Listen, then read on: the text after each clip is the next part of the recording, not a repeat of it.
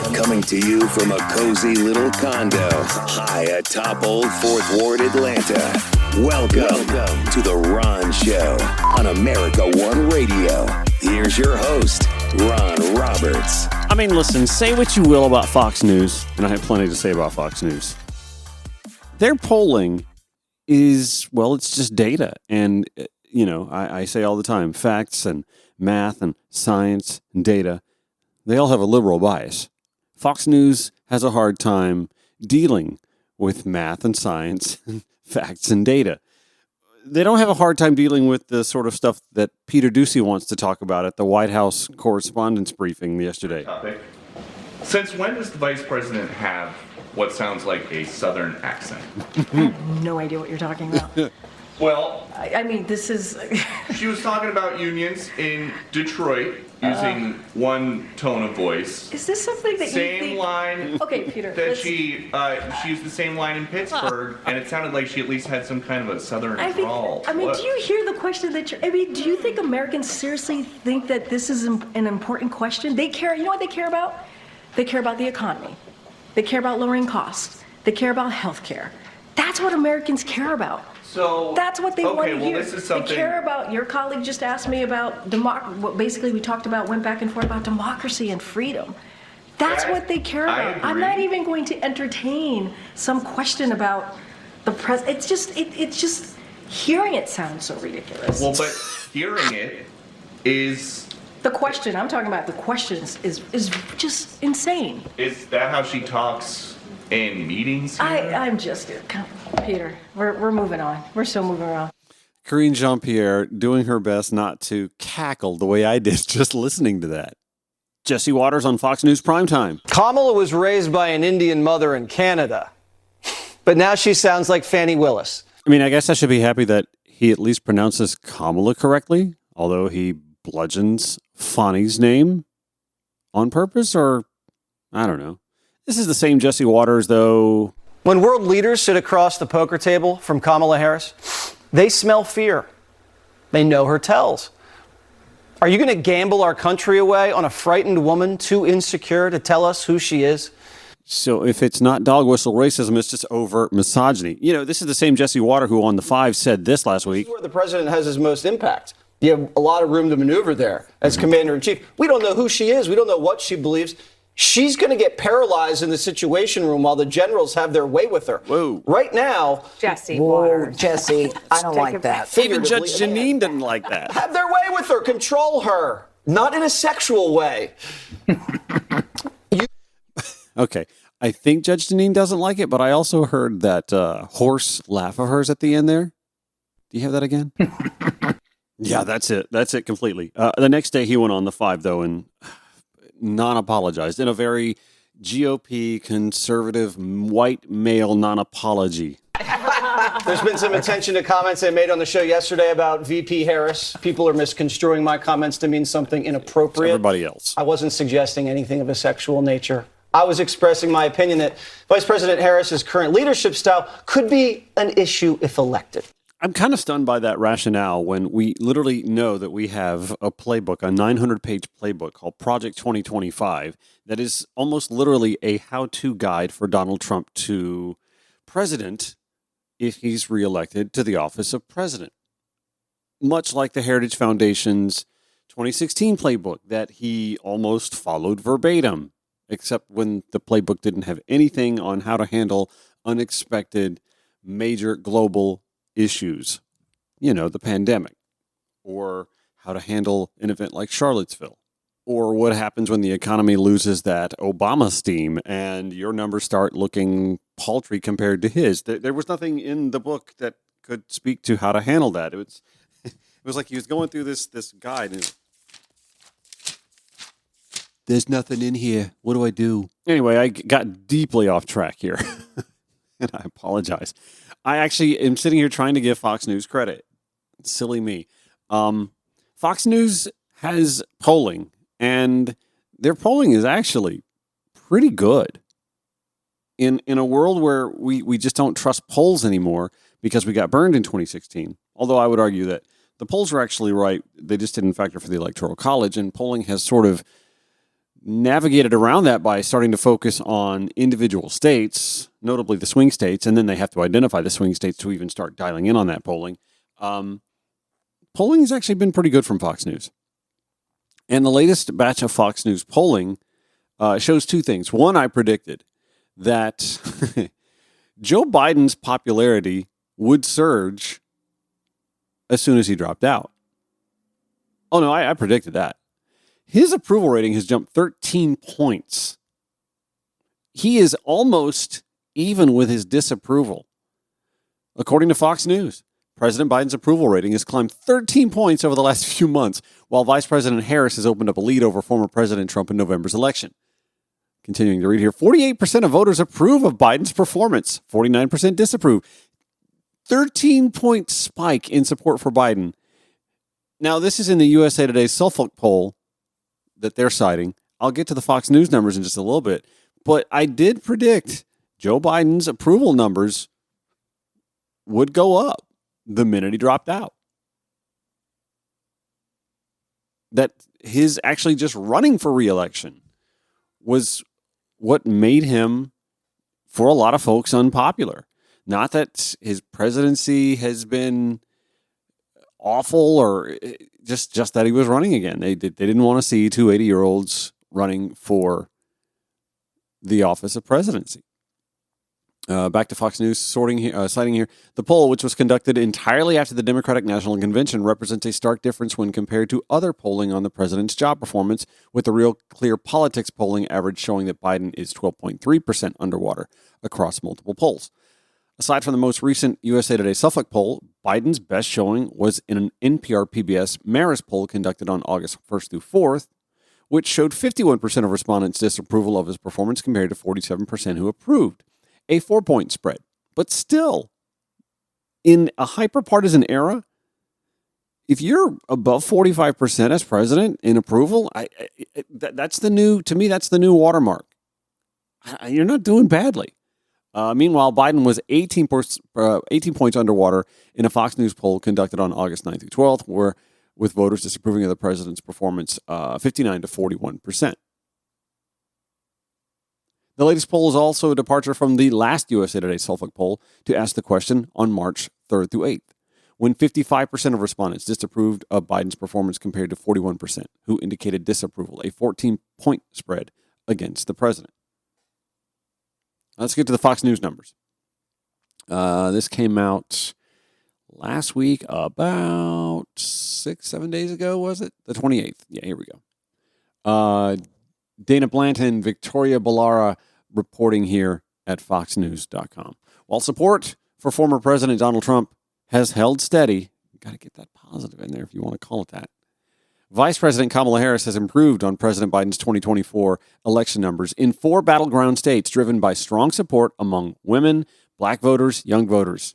In addition, while Trump leads on top issues, more voters see Harris as the one who can unite the country and who will, quote, fight for people like you. That's according to new Fox News statewide surveys in Arizona, Georgia, Nevada, and North Carolina. Each survey includes about 1,000 registered voters and was conducted August 23rd through 26th, post-Democratic National Convention and just after RFK Jr. dropped out and endorsed Trump.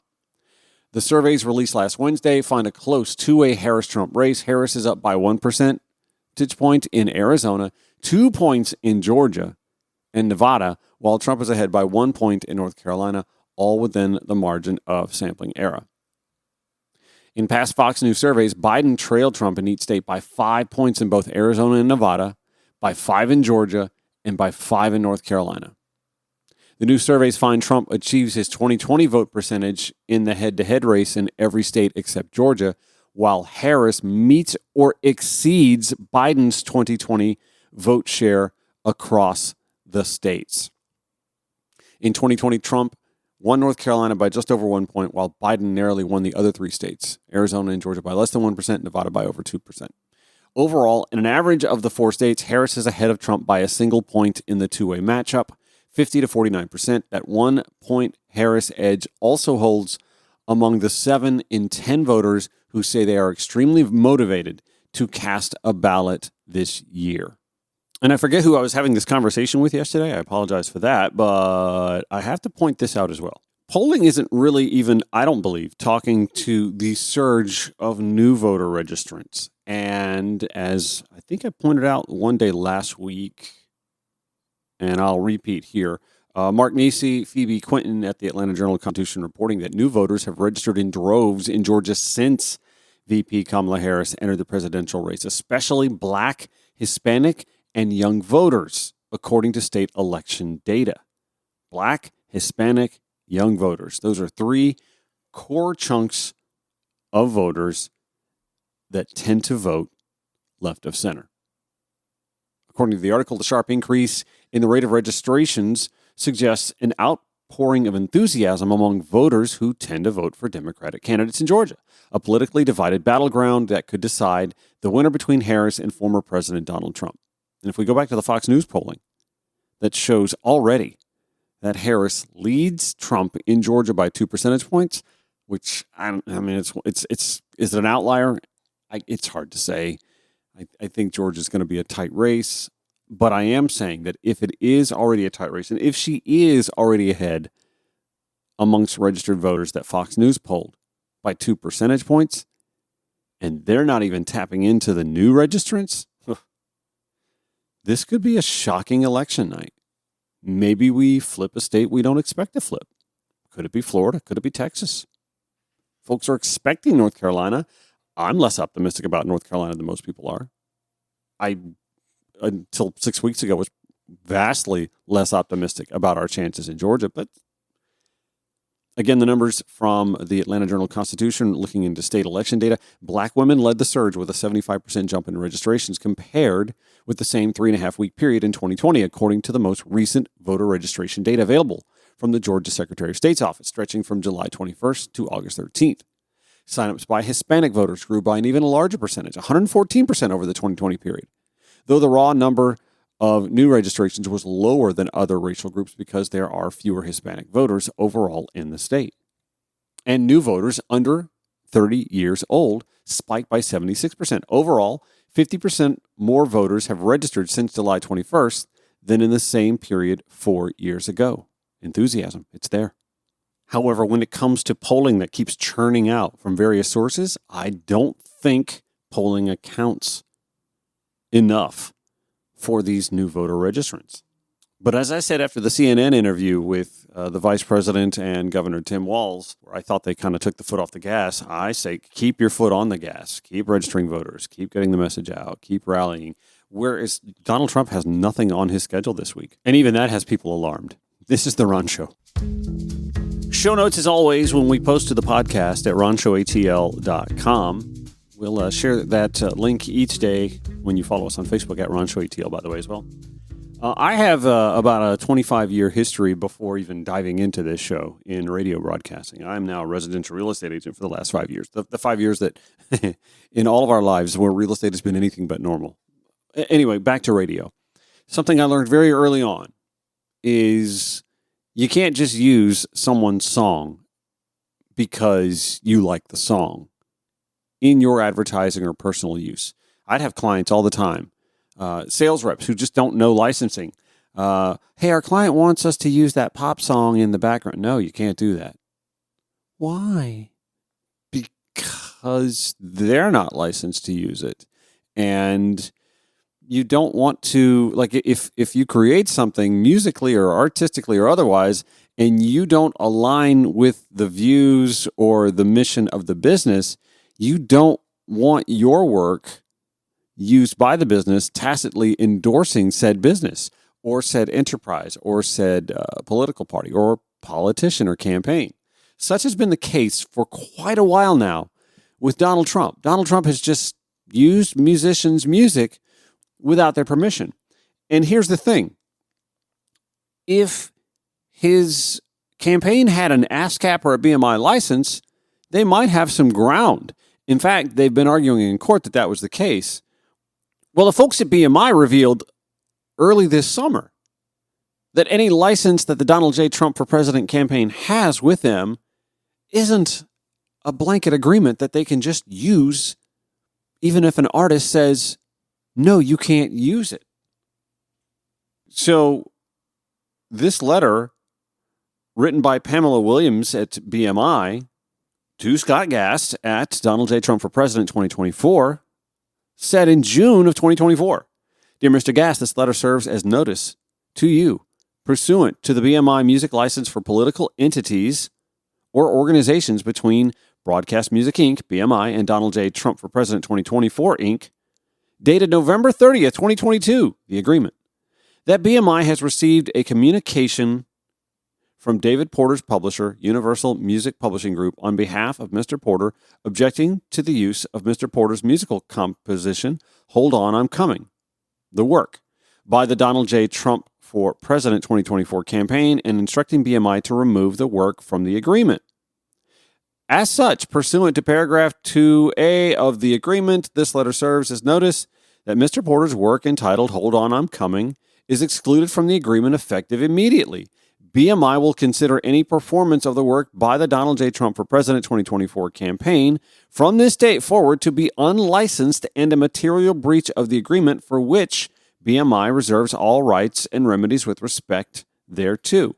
This letter is sent to you pursuant to the terms of the agreement and is a confidential communication. Please refrain from copying, distributing, or disseminating the contents of this letter to anyone other than the parties to the agreement. Well, as is Trump fashion, that letter. Trump's going to do what Trump wants to do. And believes that because they have some sort of blanket BMI agreement that they can do that. You can't just use an artist's music if they object to you using it. And the Isaac Hayes family went through the proper channels with BMI to ensure that that no longer happened. Ernie Suggs at the Atlanta Journal-Constitution reporting, a federal judge has ordered Republican presidential nominee Donald Trump to stop using the music of Isaac Hayes during his campaign to regain the White House, though not totally muting the former president. Judge Thomas Thrash Jr. of the U.S. District Court for the Northern District of Georgia said in a ruling Tuesday, neither Trump nor his campaign can use the song Hold On, I'm Coming without having the proper license from the Hayes estate. Ernie Suggs writes, it's a temporary measure while the estate's copyright infringement case filed August 16th is litigated. The Hayes estate has a right to exercise ownership rights, Thrash said, of his preliminary injunction. Donald Trump is barred from ever playing the music of Isaac Hayes again, said Isaac Hayes III, who runs his father's estate. In fact, we have his statement. No, it's after that license has been terminated by BMI, there's any opportunity to return to use the song. And that was told to him over 100 days ago, and he continued to use the song. So there's no coming back from using the song. And how do you respond to the suggestion in court today that this is all politically motivated on your part?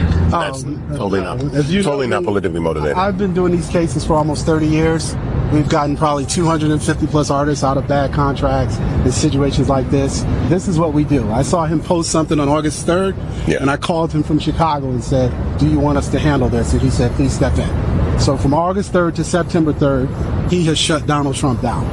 He and the team of lawyers, Ava, Liz Gardnerson back here quietly, our copyright administrator, Gina, Ryan, there's a whole team of people. Paul Wilson, one of my summer associates who couldn't be here, really did a heat of work, a whole lot of work here, a large amount of work, and our Howard Law students also stepped in. So I want to make sure we recognize a body of people who worked nonstop for 30 days to get a preliminary injunction on Donald Trump. That is an unheard of order by a court. It's one of the highest and hardest things you can get a court to award you. The second voice you heard was James L. Walker Jr. He is a Billboard music entertainment lawyer. So the Isaac Hayes family joins a pretty long list. Dr. Jason Johnson, filling in for Lawrence O'Donnell on The Last Word at MSNBC, provided this. But the way musicians are rejecting Donald Trump is like deeper than any diss track I have ever heard. This is a long list of musicians who have told Donald Trump to stop playing their music. And it includes some of the biggest names: Rihanna, R.E.M., Adele, Queen, Elton John, plus the families of artists we have lost, like Prince and Tom Petty. The list keeps growing. After Trump used a music video of her song, My Heart Will Go On, at his Montana rally on Saturday, Celine Dion denounced it on social media, saying, in no way is this use authorized? And Celine Dion does not endorse this or any similar use. She also pointed out it was quite a choice to use a song tied to the most famous sunken ship in history to talk about your campaign, adding, and really? That song? Seriously notable that he chose that song. Or any song that an artist, my God, you've got Kid Rock and Ted Nugent at your disposal. Why not? You've got Lee Greenwood. You can just lean on that soundtrack, that artist's catalog, those artists' catalog, right? My God, how many country artists could you just lean on?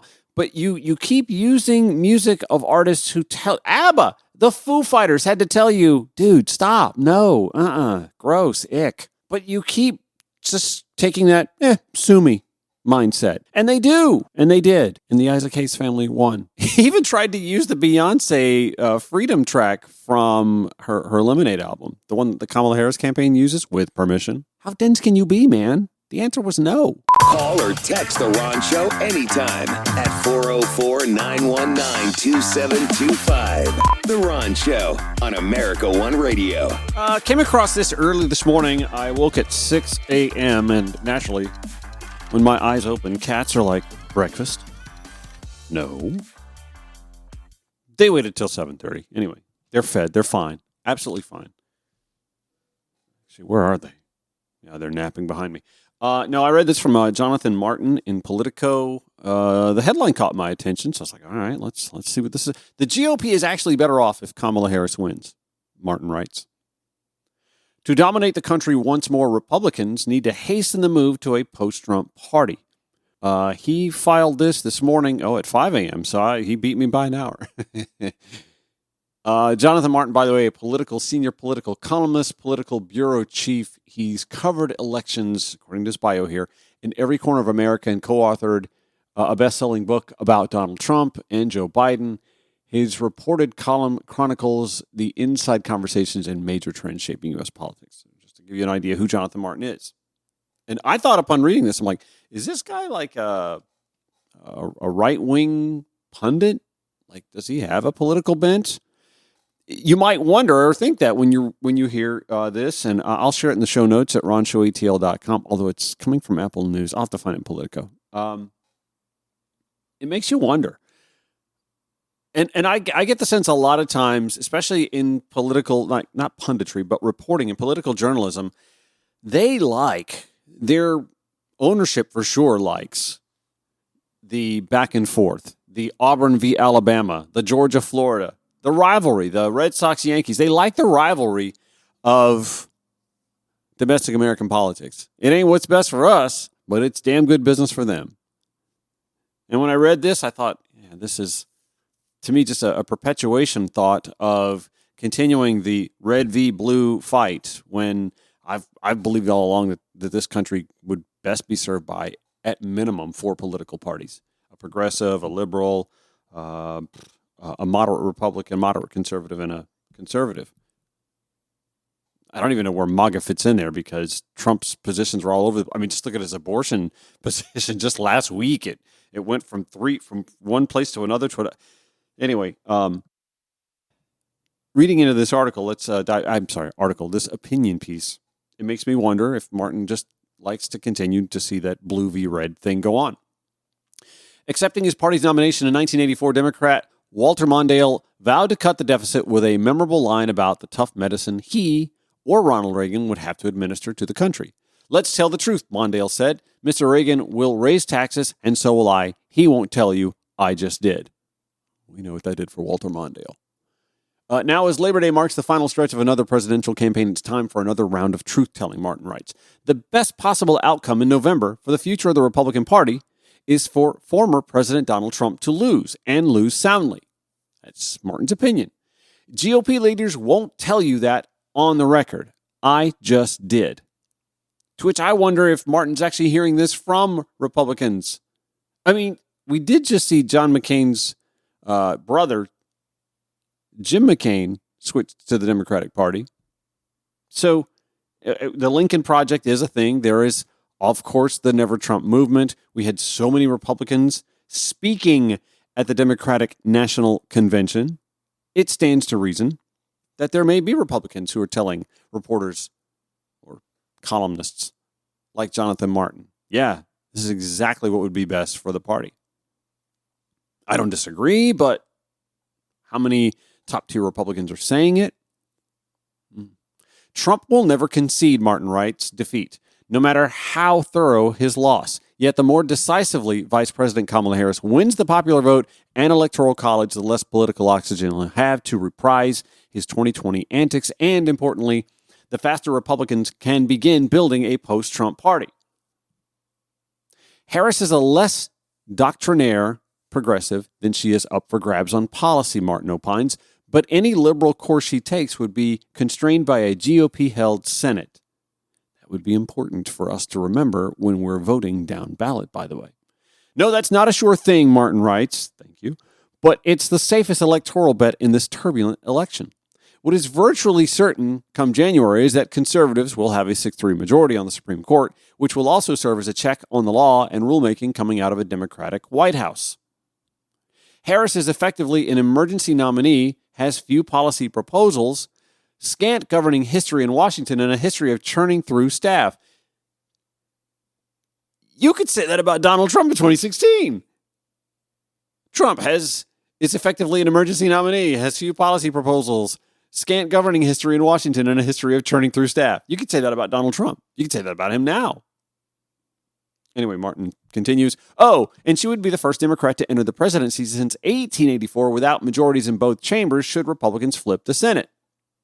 Again, important for Democrats to remember when we are not just working hard to win the White House, but also working hard to do a little thing called holding the Senate, growing the Senate. I'd love to see us flip Florida and Texas. I think they're within reach.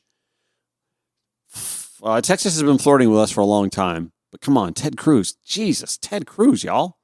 You got a good candidate in Colin Allred there. Come on, Texas. Flipping the House? Flipping the House is not undoable. The margin is so razor thin already. There are flippable, winnable seats.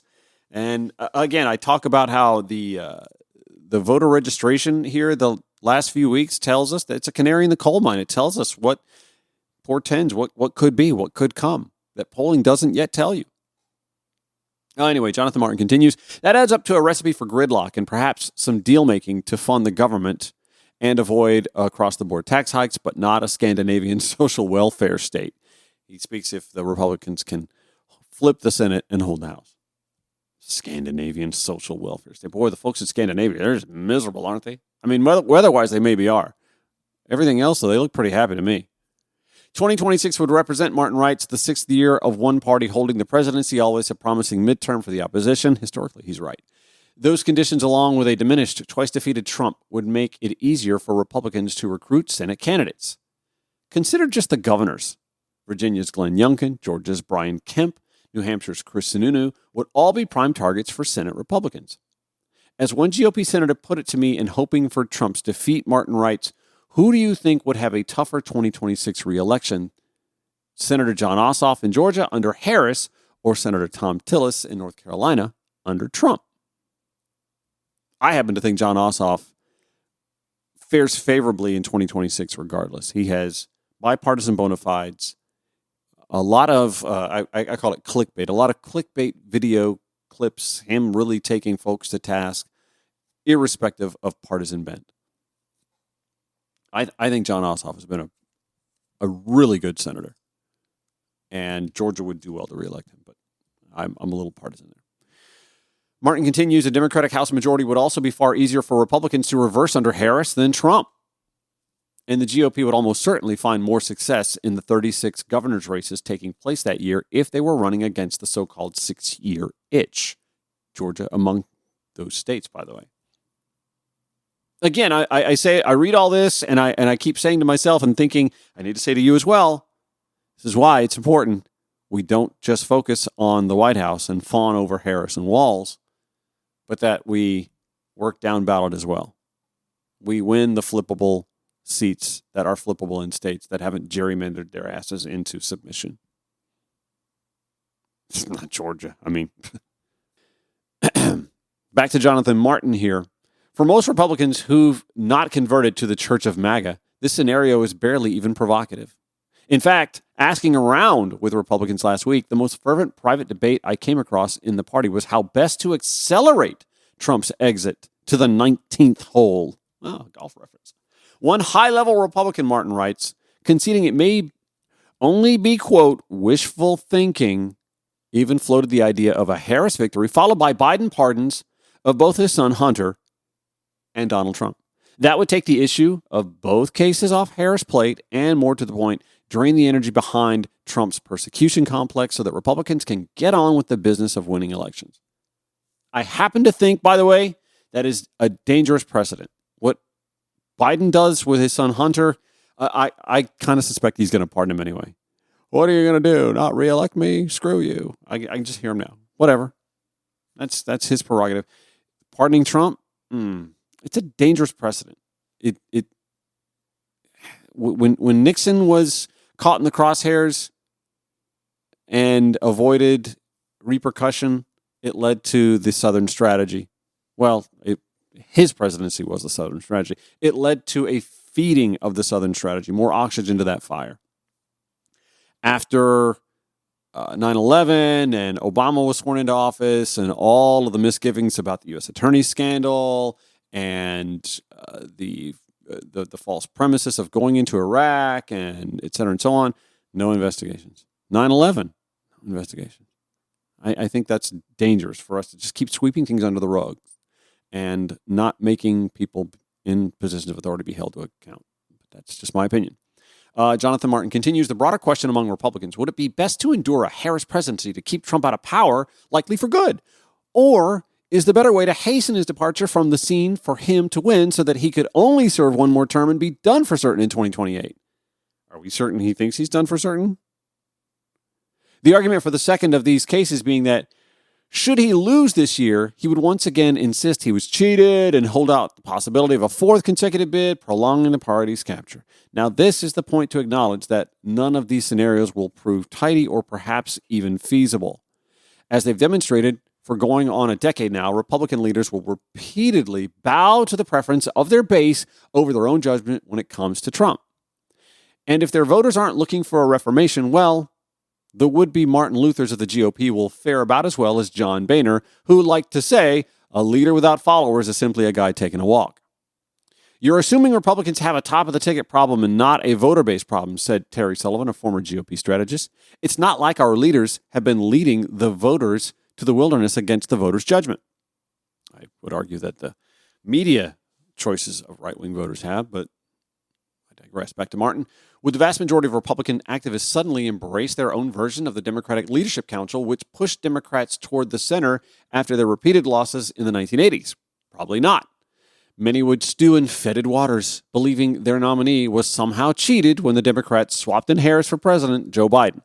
These conspiracies would be nourished by, well, Trump himself, and surely flourish in the closed-off information channels in which so many on the right confine themselves. So yes, moving past Trump in the aftermath of another defeat will hardly be easy, Martin writes, but it's essential if Republicans want to become a viable national party once more. Just consider the history. The party has won the national popular vote only once since 1992. I point that out all the time. And that was in 2004 when George W. Bush was running as a commander-in-chief during two wars. Bush tallied 50.7% of the vote, besting John Kerry by 2.4 points. 20 years later, Republicans have captured the presidency just once when Trump won narrowly thanks to two third-party candidates siphoning votes. But he only netted 46% of the vote in 2016 and just under 47% in 2020. It's not just Trump, though. It's also the down-ballot candidates he's foisted upon the party. Republicans vastly underperformed a promising midterm in 2022, in part because of below-replacement level figures he elevated. And they may lose winnable races again this year. Think the Senate race in Arizona and governor's race in North Carolina, because Republicans have become overly captive to candidates in his image. This is not all to say things are hunky-dory for Democrats, Martin writes. A point we'll pick up on when we return here on The Ron Show. Thank you for listening, whether it's on the America One Radio app, AmericaOneRadio.com, Progressive Voices via TuneIn, or by podcast. If you want to hear it first, it's available 9 to 10 a.m. on America One, 5 to 6 p.m. as well, and then 7 to 8 p.m. weeknights on Progressive Voices via TuneIn, and then I podcast it. And then I do the show notes. I do the show notes at ronshowatl.com. That's how you can follow along with everything that you hear me cite, play, audio from, or read. I'm reading a Jonathan Martin piece that opines that Republicans' best interest for future political power is to punt on Trump now, hope that they can flip the Senate, hold the House, and keep a Harris-Walz administration in check. And listen, I've been on this earth 50 years. I've watched the political machinations for a good chunk of that. I'd say probably since my early teens. I've seen this play out historically time and time again. Democrats always come in at a disadvantage between the Electoral College, gerrymandering, and the Senate imbalance is just baked in because of the way state lines are drawn. There's absolutely no sense to it anymore. It's why they fight D.C. statehood and Puerto Rican statehood, because they do not want that rural imbalance that benefits Republicans or conservatives to ever be nuanced in any way, shape, form, or fashion. I mean, I firmly believe that we have no reason to have two Dakotas anymore. When both states combined, the populations are less than Fulton County, Georgia, which has to share its 2 Senate seats with an entire state around it. But I digress. I may be off on the population, but it's not by much. The fact that California has 18-1 ratio electoral votes to the least populous state, Wyoming, when it actually has 66-1 ratio population disparity. That's the effect of a capped house, and that affects the Electoral College. And so, I mean, Democrats are always playing at a little bit of a disadvantage, and it's not just American sentiment or opinion, because as Jonathan Martin points out in the Politico piece that I've been reading here for the last few minutes, Democrats have won the popular vote all but once since 1992. I firmly believe that, like, psychologically, a lot of folks get dismayed by Democrats. Oh, they just can't get anything done. But they don't understand. Again, all of these baked-in deficiencies, yes, I'll call them deficiencies. It's anti-constitutional. Well, amendments are anti-constitutional until they're passed. It is what it is, right? I mean, all right. So I got to the point where Martin was writing about this idea that Republicans might be better served by letting Trump lose here in 2024 to have better fortunes in 26, 28, and on. As we stopped at, this is not all to say things are hunky-dory for Democrats. But that's the point. Their precarious coalition is entirely dependent on sharing a common enemy, Trump, and has been for nearly a decade. Why do Republicans want to keep propping up their opposition? Martin writes, the day after Trump leaves the scene, Democrats will lose their best force for unity, fundraising, and enthusiasm. But they'll have the same challenges they do today with the Electoral College, the Senate, and the House, and the distribution of voters therein. I promise, I had read this before, but I forgot as I was telling you about the uncapped. Anyway, that worked out great. Good job, Ron. Of course, it won't be easy to kick the habit, Martin writes. Millions of Republican voters don't want to go to rehab. And GOP leaders, as former Representative Thomas M. Davis of Virginia put it, live in fear that their base is going to desert them. Oh, yeah, no, absolutely. Absolutely. There are a lot of feckless weasels in the GOP who cannot stand Trump. They were saying it early on when they didn't believe he had a chance to win the presidency in 2016. Ted Cruz, Marco Rubio, Lindsey Graham, they all had nasty things to say about Donald Trump until he started winning primaries. And then they started realizing the flavor of his boot leather. But the Republican who forges a hybrid coalition, a modern-day conservative fusionism, and I think Jeff Duncan in Georgia here is trying this, failing, but he's trying, between the pre-Trump party and his enthusiasts will be rewarded. No, it can't be anti-Trump, but it must be, Jonathan Martin writes, post-Trump. The best case for Trump's defeat may predictably be Trump himself. He's incoherent on abortion rights, unable to even appear at a cemetery without creating a political mess, and is so bothered by those who've suffered the wounds of war that he slights Medal of Honor recipients. And running against a female opponent, he's pushing blowjob jokes about her and his last female opponent. And that's just the last 2 weeks. This is to say nothing of Trump's routine self-sabotage, mocking his advisors' attempt to keep him on message, refusing to learn the basics of issues over 9 years after he entered politics, and making little effort to appear to those in his own party who are uneasy with him. Martin finishes, to repurpose another resonant political line from yesteryear, Republicans should ask themselves, had enough? I believe Jonathan Martin when he says that he's talking to various Republicans of various levels about the possibility of punting on this presidential race and letting Donald Trump go away. I'm just not so confident Trump does go away. I'm less confident that Republicans won't continue to kowtow to the MAGA base and keep giving us Marjorie Taylor Greenes and Jim Jordans and their ilk, the Matt Gaetzes. The party has essentially been taken over by Laura Trump, who, by the way, released a new song this week. A touch distracted, ma'am? Shouldn't you be? The party has literally been taken over by the Trump faction. All of their fundraising. It doesn't. The Republican Senate Committee, the Republican Congressional, all of the money that they raise goes to him. It goes to his reelection chance or his legal defense fund. It's going to be awful hard to detether Donald Trump from the GOP from Donald Trump. What was that TV show on TNT? Falling Skies? Noah Wyle was the actor in it, and the aliens had somehow created these devices that would tether to people, humans, and removing them would certainly kill the human because they were like drilled into their spine, and it was used as a remote device to control them, to get them to do like menial labor work and whatnot. I say all that to say that like it's going to be really hard to remove the Trump machination from the spine of the GOP. I say spine of the GOP. The GOP has no spine. They long ago gave up spines. This is the product of feeding misinformation for 30, 40 years or so. How long has it been since Rush Limbaugh's been on the air? Late 80s? Yeah.